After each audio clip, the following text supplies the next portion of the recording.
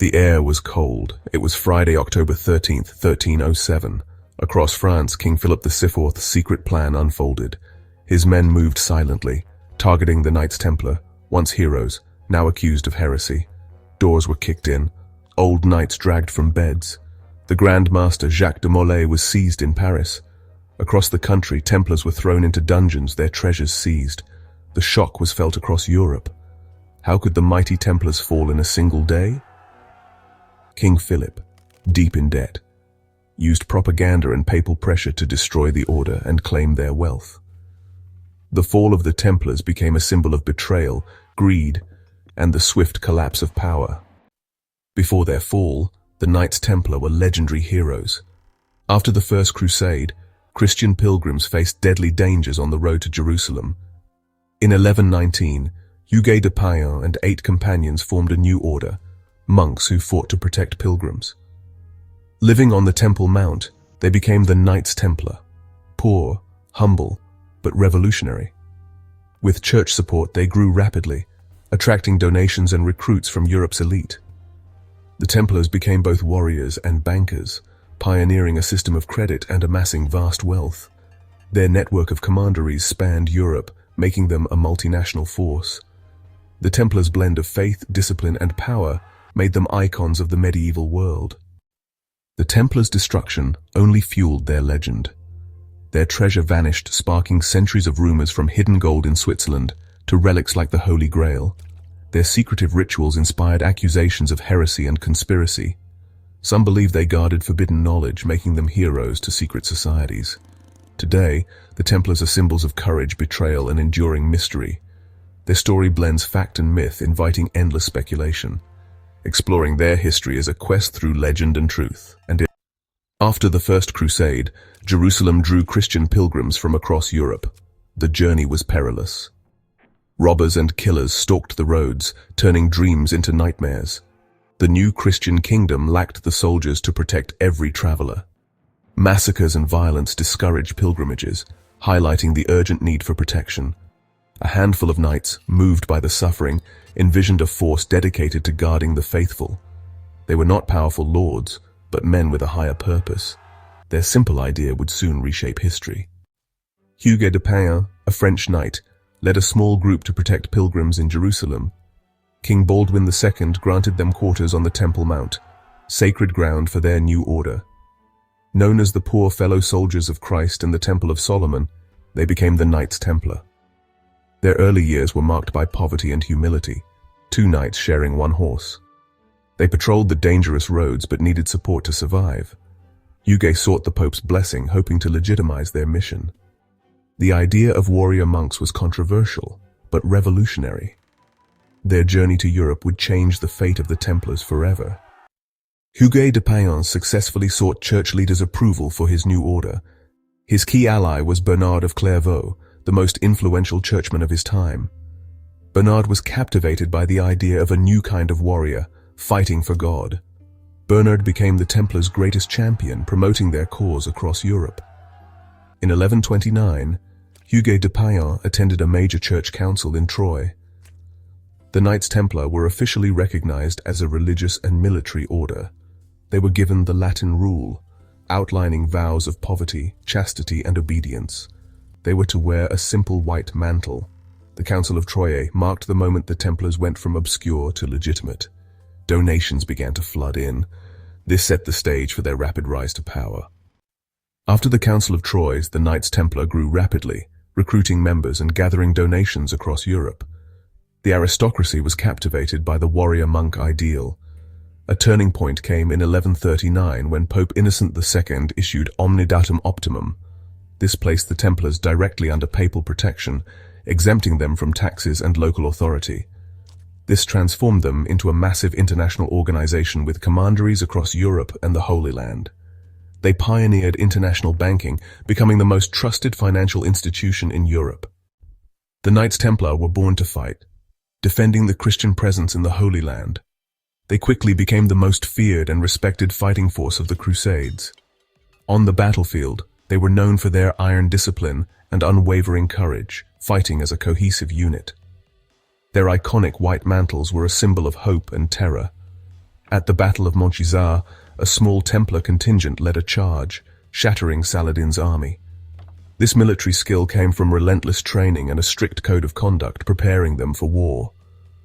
The Templars also constructed strategic castles in the Holy Land, vital for controlling territory. The Templars' power was also measured in land. As their fame grew, donations poured in. Wealthy nobles, kings, and queens donated land to the Knights Templar. They became one of the largest landowners in Europe. The Templars established local headquarters to oversee their estates. Each commandery was a self-sufficient unit. The income generated was channeled towards funding the war in the Holy Land. Their land holdings also included grand castles and fortresses across Europe. The Temple in London and the Temple in Paris became the nerve centers of their financial operations. This vast ownership of land gave the Templars immense political and economic leverage. They were a feudal power in their own right. The Templars were building a kingdom within many kingdoms. The Knights Templar's most significant and lasting innovation was not on the battlefield, but in the world of finance. They essentially created the first international banking system. This system grew out of a practical need. Pilgrims and crusaders traveling to the Holy Land faced the constant danger of being robbed. Carrying large amounts of gold and silver over thousands of miles was a risky business. The Templars, with their network of secure properties across Europe and the East, came up with a brilliant solution.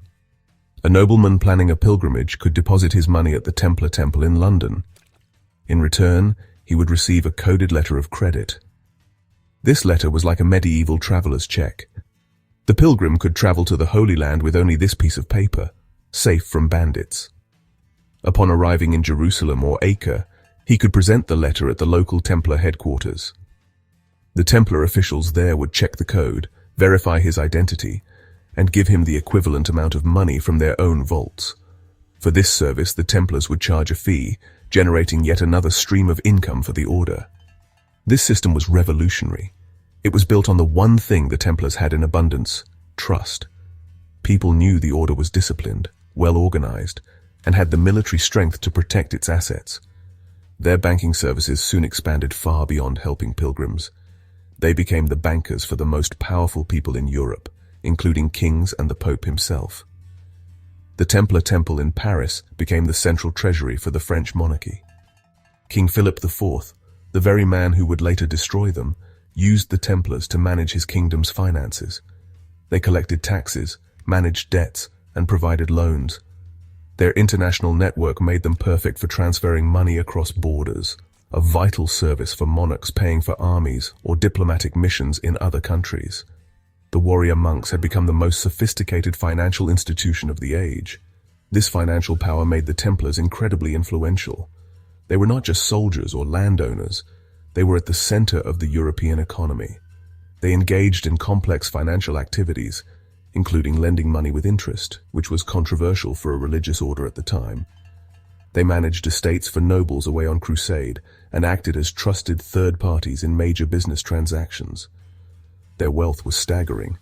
They owned fleets of ships to transport money, goods, and pilgrims. The poor knights who once shared a horse now controlled a financial empire that rivaled many kingdoms, making them indispensable to the powerful, but also dangerously envied. The Knights Templar operated like a massive multinational corporation with a spiritual mission. Their organizational structure was key to their success.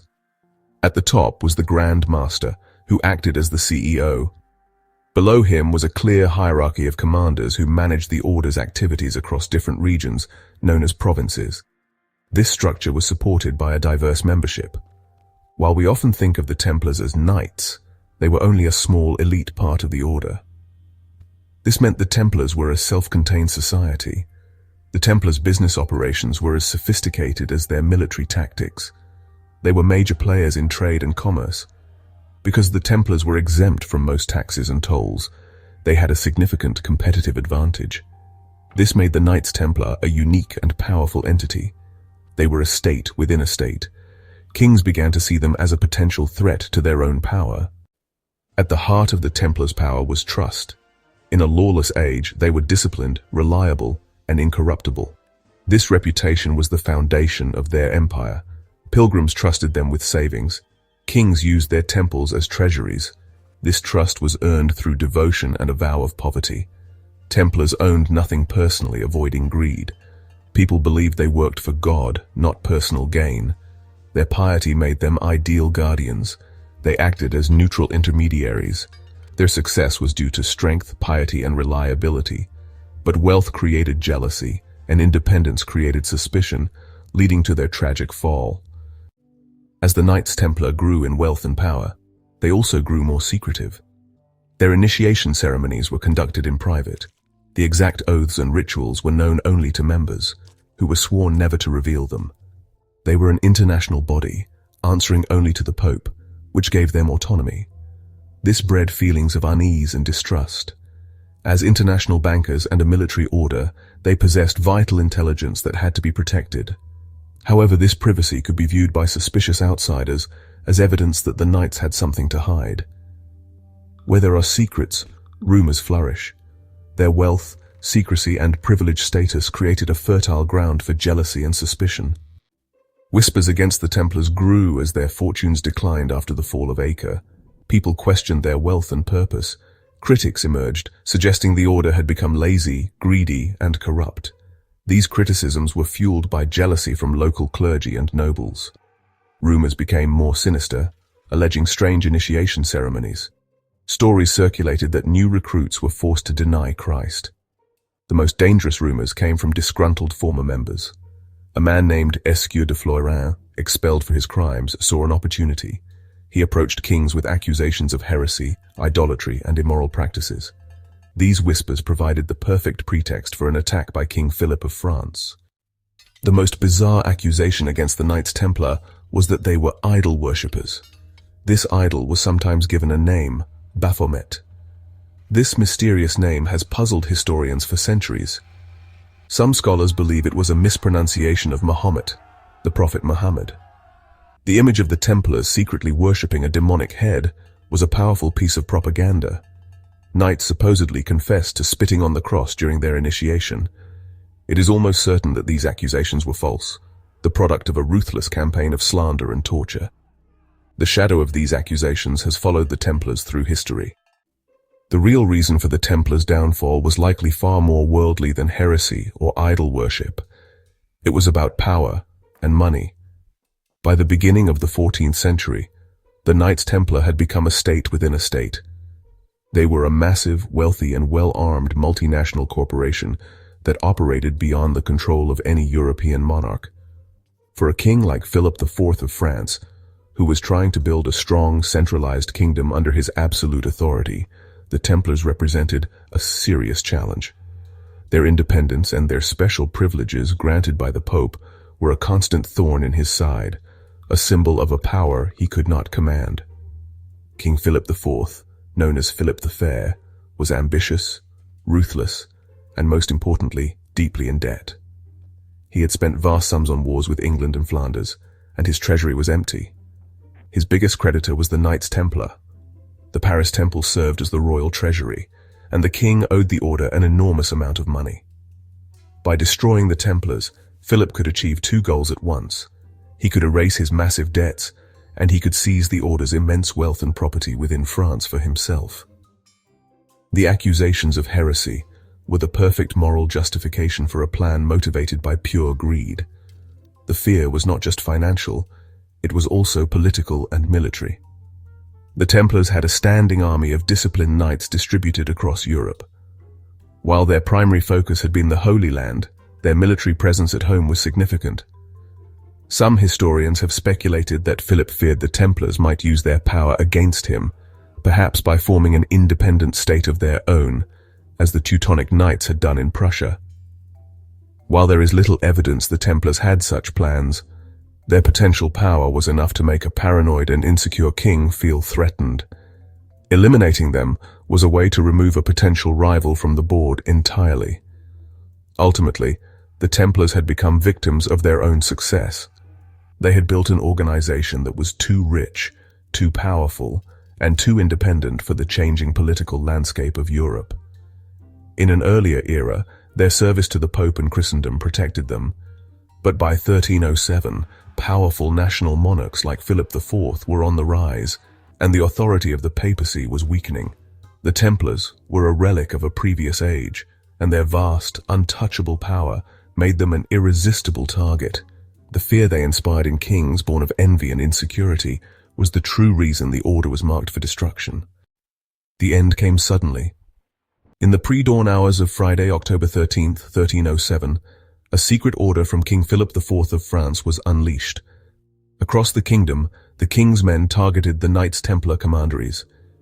These warrior monks were branded as heretics and enemies of the faith.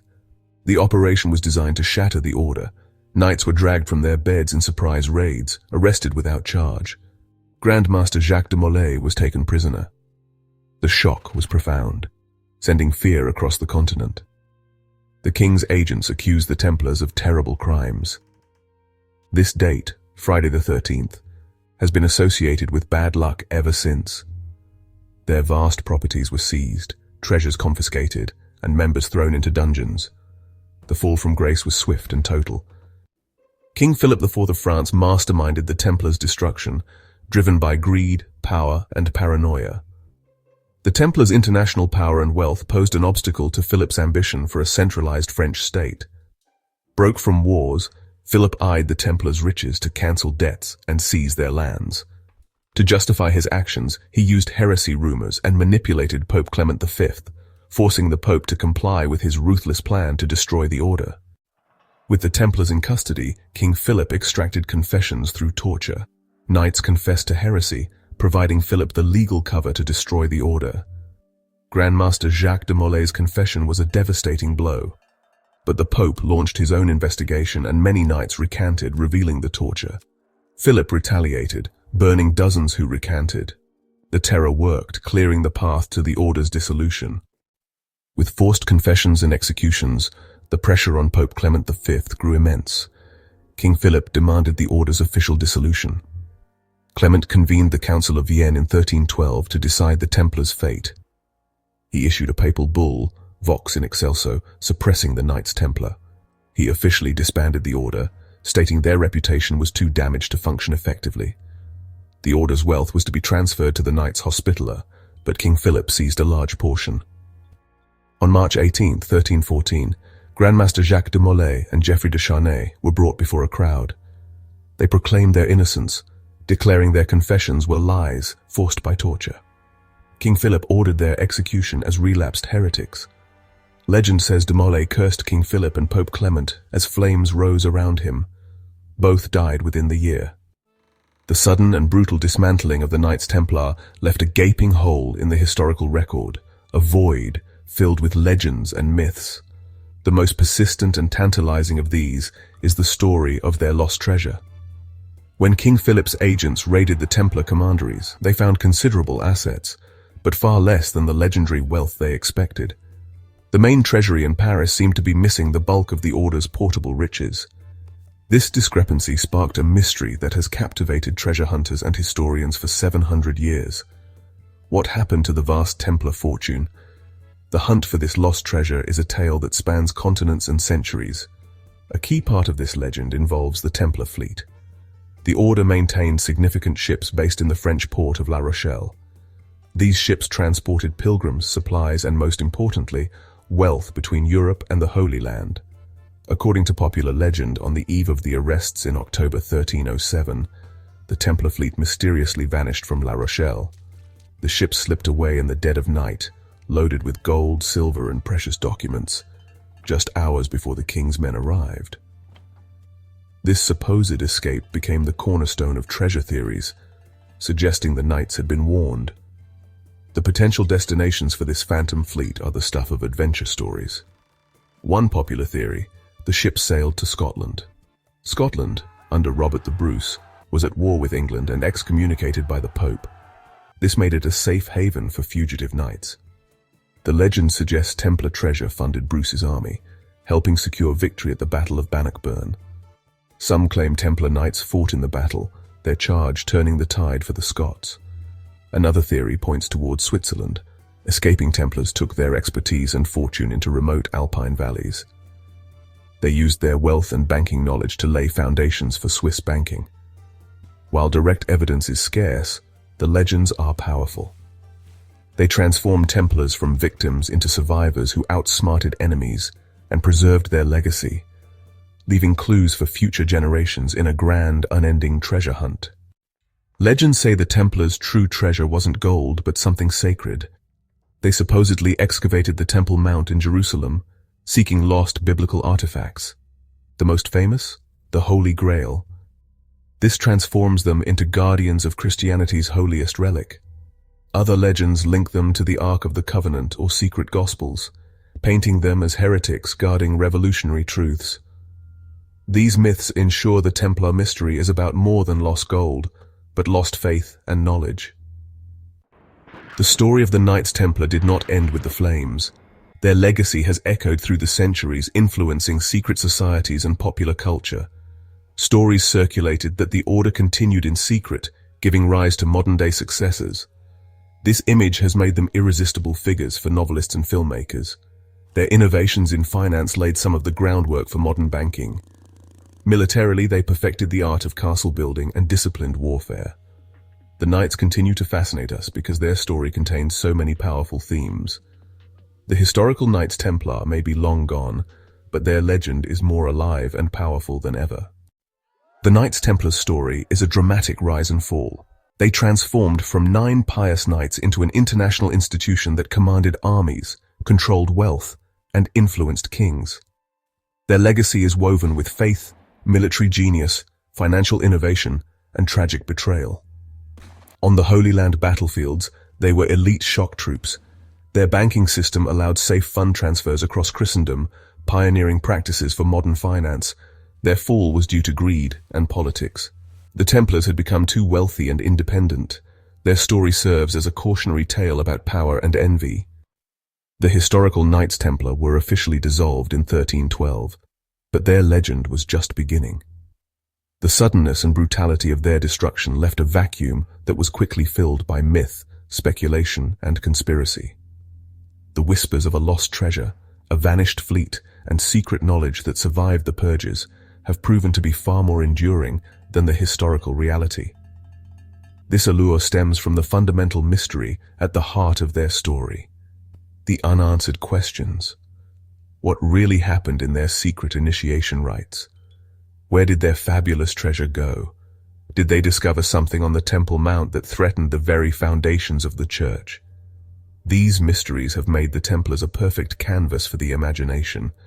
They have evolved in popular culture from historical warrior monks into mystical guardians of sacred relics like the Holy Grail or the Ark of the Covenant. This transformation elevates their story from a political tragedy to a grand esoteric quest. They become the keepers of a lost wisdom, the heroes of a secret history suppressed by the powerful. This narrative is incredibly compelling because it suggests that the world we know is not the full story, that there are profound truths hidden just beneath the surface, and that the Templars were the guardians of those truths, a role that makes them eternally fascinating. The secrecy that defined their order in life has become the engine of their legend in death. Because their rituals were private, almost anything could be projected onto them, from demonic worship to the preservation of a sacred bloodline. This has made them magnets for secret societies and fringe theories. Groups like the Freemasons adopted their symbolism and narrative, creating a sense of a hidden lineage stretching back through the centuries. This connection, whether real or imagined, has solidified the Templars' reputation as the archetypal secret society, a brotherhood that possessed ancient secrets and continues to influence the world from the shadows, a powerful and endlessly adaptable myth. Ultimately, the Templar myth endures because it speaks to a deep human desire for mystery and adventure. It is a story that has everything: holy warriors, epic battles, immense wealth, a tragic betrayal, and a lost treasure waiting to be found. It combines the historical with the fantastical, allowing us to believe in a world of chivalry, conspiracy, and sacred quests. The search for the truth about the Templars becomes a personal adventure, a journey through ancient texts and modern theories. They are no longer just figures from the 14th century. They are a living legend, a mystery that continues to unfold and captivate new generations. Why, after 700 years, do we remain so captivated by the Knights Templar? The answer lies in the unique combination of elements that make up their story. They are many things at once. They are symbols of piety, military prowess, corporate power, and financial ingenuity. Their narrative straddles the line between history and legend. This complexity prevents them from ever becoming a simple footnote in a history book. Their story resonates because it is a fundamentally human one, played out on an epic scale. The Templars have become a part of our shared cultural mythology. In the final verdict, the Knights Templar cannot be forgotten because they represent the ultimate historical mystery. Their story is a grand, tragic epic that continues to challenge our understanding of the past. The fire that consumed Jacques de Molay did not destroy the Knights Templar, it ensured their immortality.